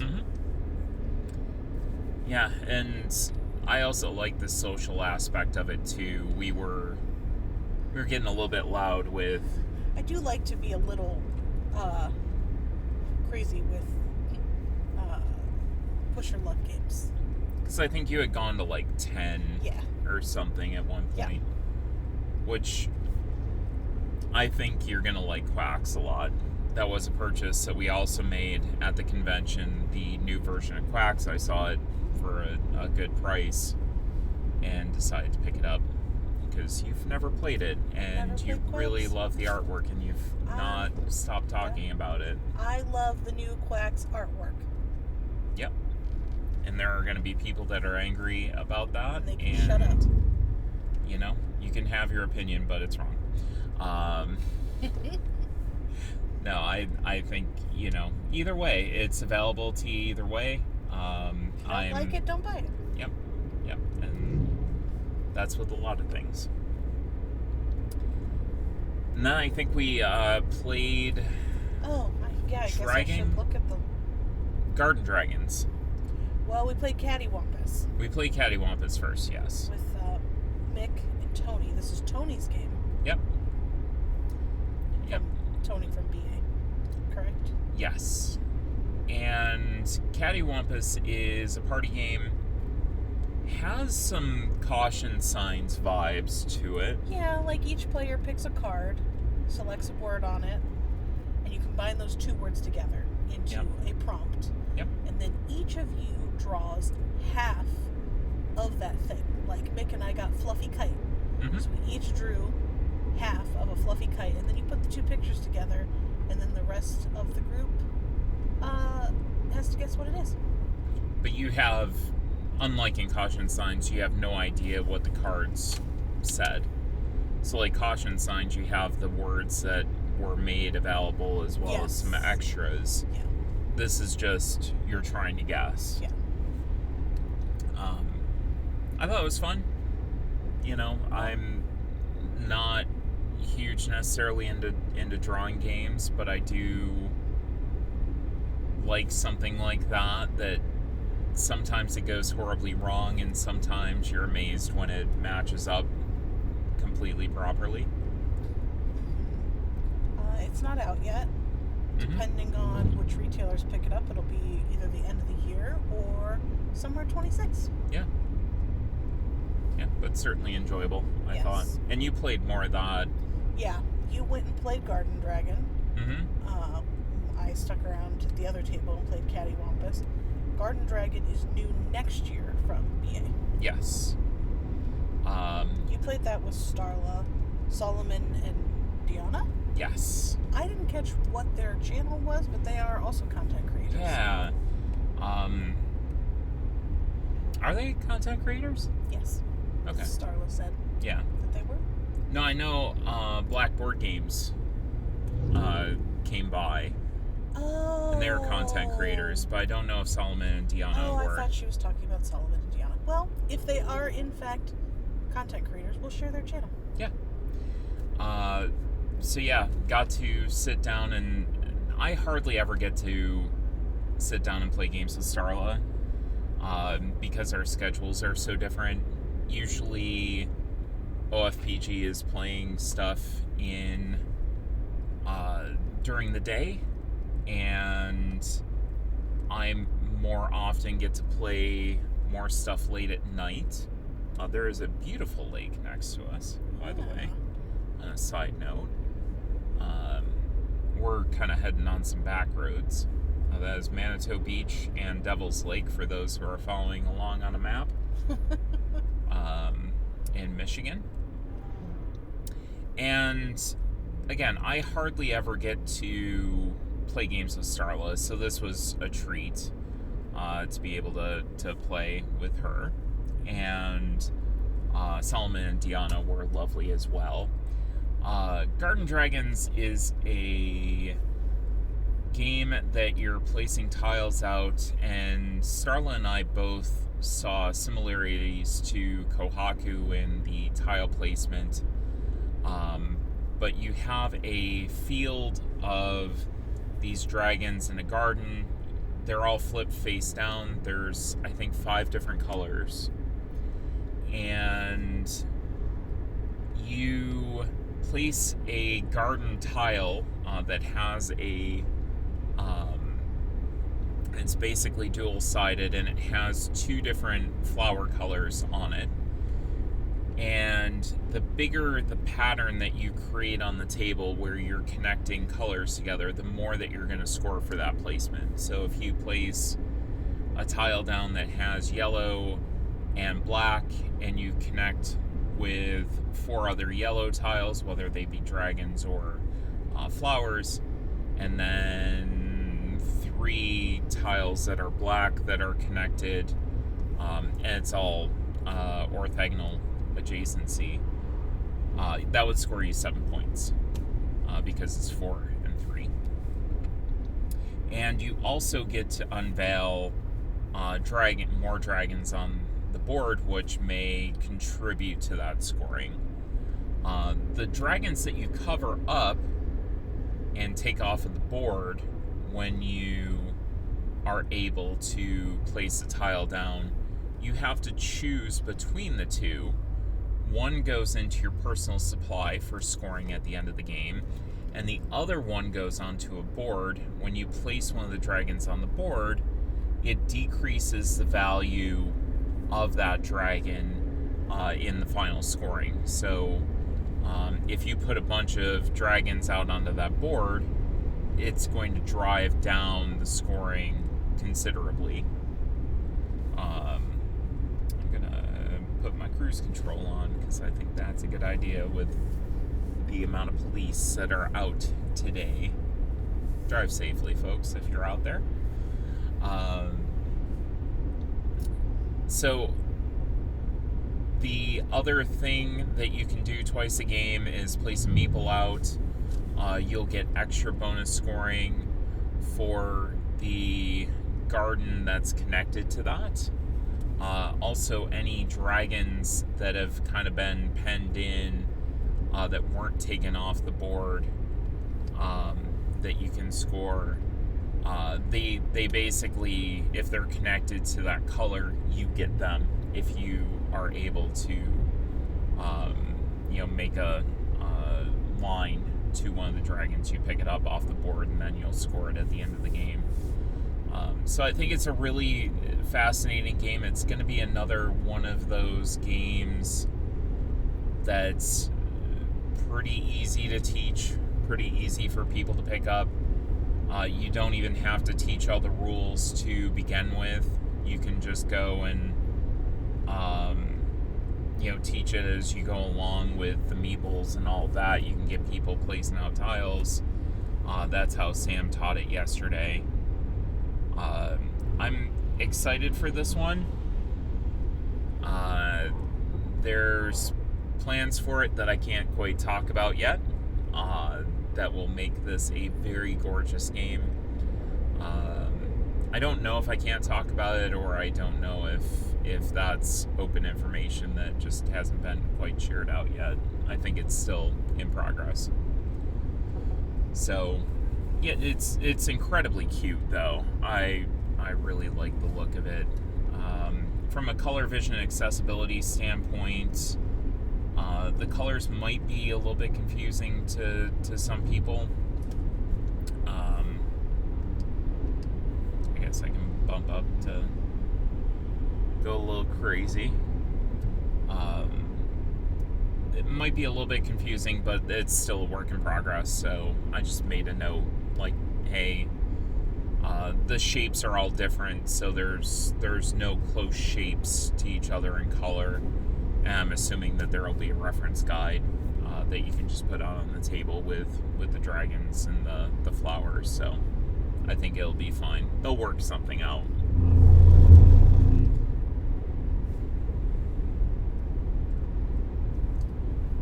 Yeah, that was the end of the show. Yeah. So that they kicked us out. Yeah. They were actively packing up as we were finishing up our game. Yeah.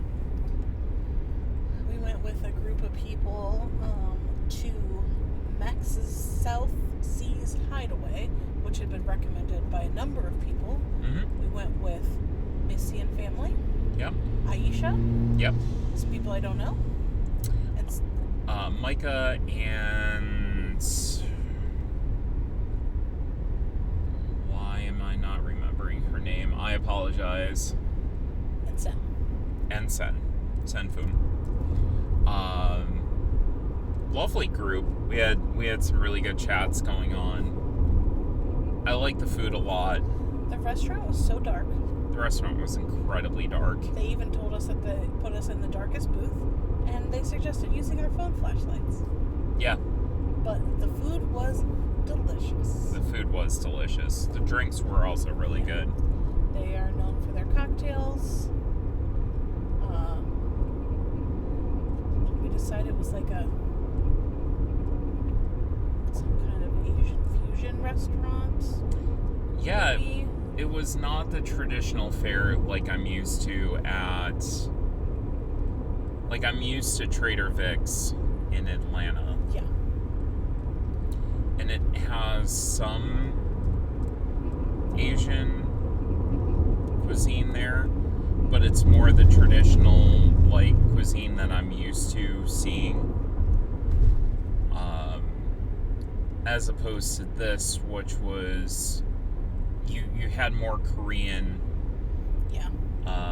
inspiration than anything else. I think it lended itself more towards the Korean, because you had like a bulgogi poutine. I can't remember how they pronounce the ramen. Yeah, I don't remember. But it had kimchi and spam. Spam. It was very good. We got the chicken satay also. That was delicious. Chicken satay was so good. That peanut sauce was fantastic. And then we got the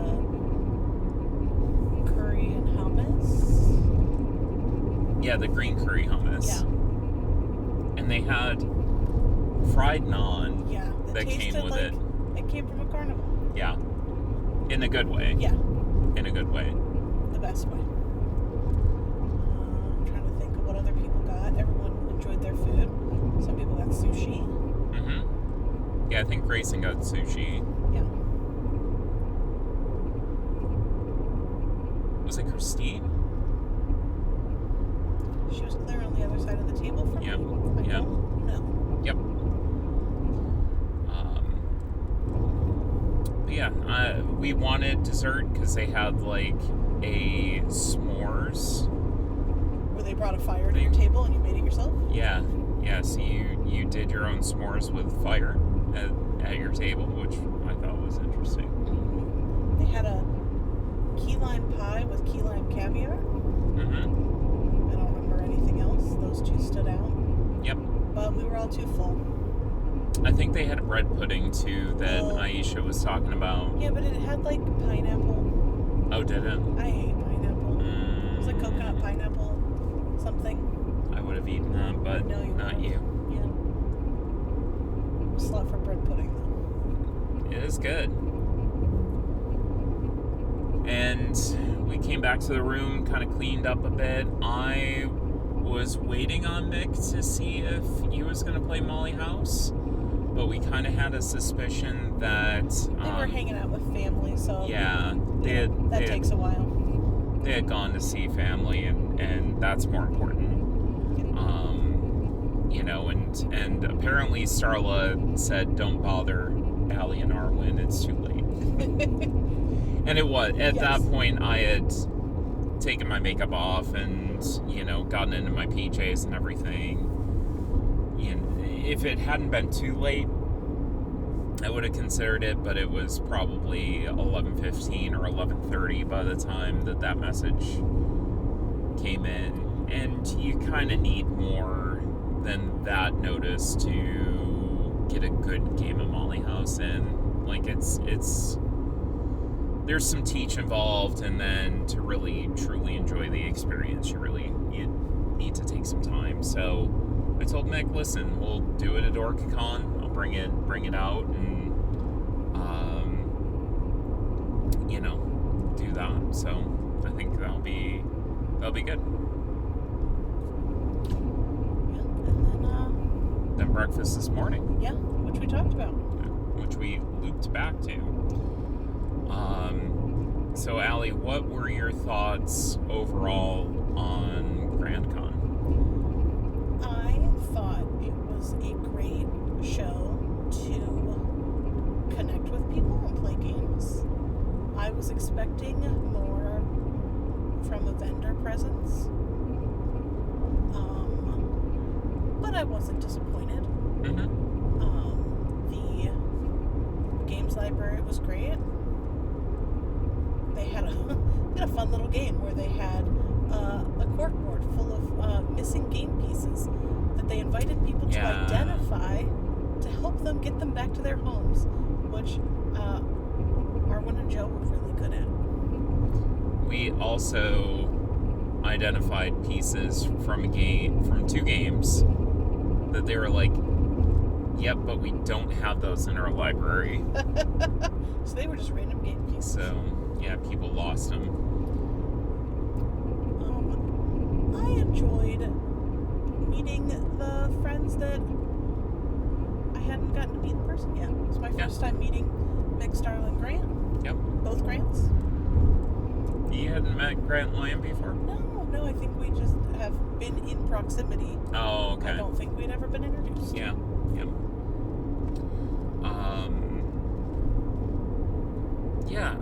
I think that it was a fantastic convention for that, for sitting down with folks and not feeling like you had to take meetings all day, which is when I go to Origins, not so much Origins.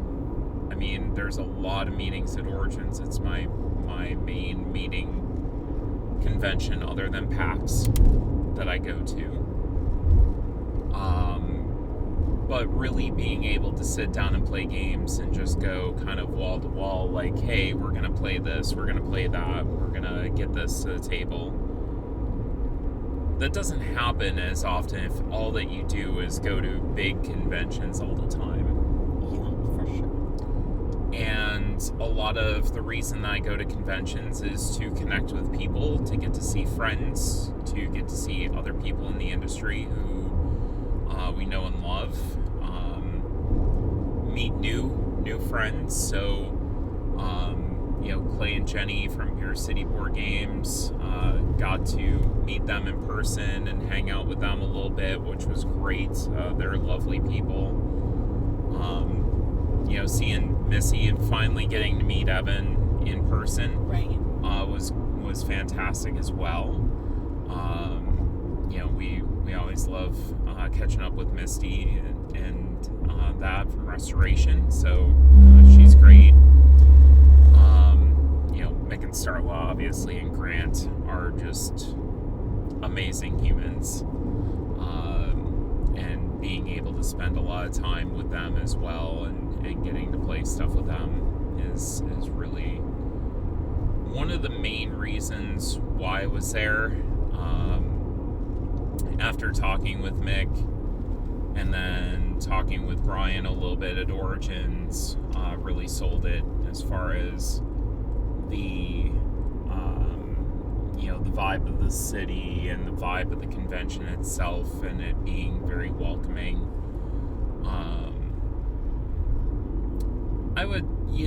I would definitely say I never felt out of place by any means at the convention.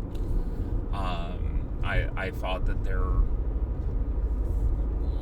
it's more of an industry thing as opposed to the convention itself when it comes to representation. We'd always like to see more, but events like this help drive that as well. Yep. And trying to get more voices and more people, into the building and more diversity, I think is going to help out with that quite a bit. And we need more of a presence there. And I'm sorry about the vibration once more. There we go. But overall, it was welcoming. It was a welcoming environment. And again, it's a smaller convention, which was nice. I would agree on the vendors. I would have, liked to see a few more people, which I think might happen next year.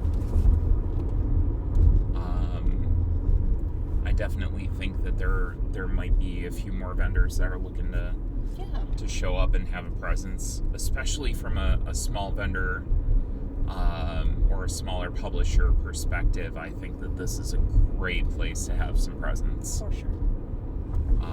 You'll get more eyes on your product. You'll get to spend more time with people, especially if you have demo tables with stuff set up.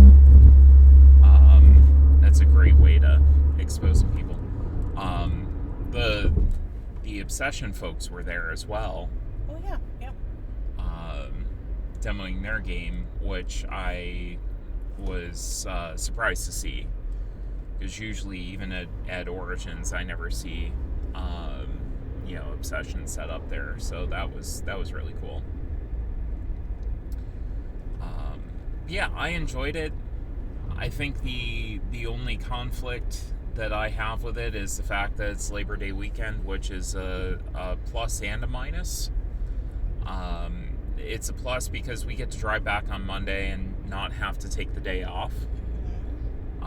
So that definitely does help, especially in not feeling bad and having to drive home after a convention on Sunday or make the decision to stay overnight. Like, it's a pretty obvious decision that you stay overnight, and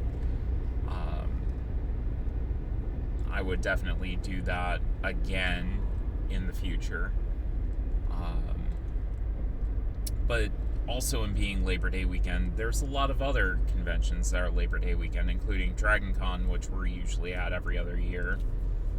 And yeah, it was kind of a toss-up looking at social media, trying to figure out which of the many conventions my friends were at. We have Jamie, who's at Nova. Mm-hmm. I have many friends at MatsuruCon, which is an anime convention in Columbus. Mm-hmm. We've got DragonCon. We had a lot of people there. There's SAC Anime, which was also this weekend, in Sacramento, I'm assuming. A lot of conventions taking advantage of the long weekend, and I want to go to many of them. Mm-hmm. So, I mean, I would love to return in the future. Also do more, with the convention as far as programming goes, and Brian and I will probably talk about that, when we talk next. But I think that if you're remotely in the area and you're looking for a good gaming convention, you could do far worse. I think that the environment that they've created at Grandcon has led to people in the area kind of congregating and coming in, and it's gotten more eyes on it than a normal convention of this size would maybe get. So you got people like OFPG and Grant that are able to come in for this and really like it and have returned over the years. And Sen was able to drive in from Toronto as well. So it was good seeing him. So the things that are going to make me come to a convention, which are the people that I know, and usually that's people in the industry, are there. And again, I don't see a lot of conventions, maybe that size, being able to pull, some of the names that they've pulled for Grandcon. I also thought that the venue was quite nice. Yeah, it was a great venue. And there's room to expand if needed in the future. Yeah, great location. There was plenty of food that was walkable. I would say I enjoyed it a lot more than Gen Con. Yeah. Especially in the food department. I mean, it was hands down, no contest. As far as food goes, but the city itself, the ability to get stuff played in that, I thought was really good. And it made me think, like, do I need to do DragonCon every other year? Like, there's pluses and minuses to everything, so it's something that we constantly have to evaluate. It would help if it was the weekend before Labor Day as well, so that, we could do both. Yeah. Charlie would disagree, but... Charlie would disagree. I would love to bring Charlie with us. We would have to bring the events to us. I mean, I would think that people would come to us for events if it meant getting to see Charlie. Yeah, visiting Charlie is a panel all in itself. Yeah. We'll just put Charlie time on the schedule. Honestly, petting a dog during a busy convention sounds like a great opportunity. Yeah. I mean, I think that Charlie is probably more famous than I am at this point. I believe that. Yeah. So. He's got merch. He does got the merch. He's got stickers. So, any other thoughts as we bring this to a close? I don't think so. We have 2 hours and 40 minutes until home. Yeah. Well, until Charlie pick up. Until Charlie pick up. Which is the important destination, then going home and uploading this for you fine folks. So, that has been our Grandcon coverage. We appreciate you spending the time with us and making this half of our trip fly by really fast. I thought it was going to be 4.5 hours. It was more like 5. So, getting down to 2.5 hours, I think is pretty good. But yeah, so the next time that you hear from me will be a normal episode, and then things might get a little bit wonky after that for a few weeks. We'll see. And the episode after next will probably be the Opal Grove episode, because I will be knee deep in trying to get stuff together for some sort of event. Big event that's happening. I don't know what's happening. There's a thing I got to be a part of. So, all right, everybody. So the socials. Cardboardtime at gmail.com if you want to get a hold of me through email, at cardboard_time. Actually, no, it's just at cardboardtime, I think, on all the socials now. I don't even know. Like, I've done this for 100. You've been doing this sign-off for how long? 119 episodes, and I'm just tired. Just look up Cardboard Time. Yeah, just look up Cardboard Time. You'll see me. Email cardboardtime@gmail. Yep. And thanks again for listening. We'll see you in 2 weeks for another episode of Cardboard Time. Bye.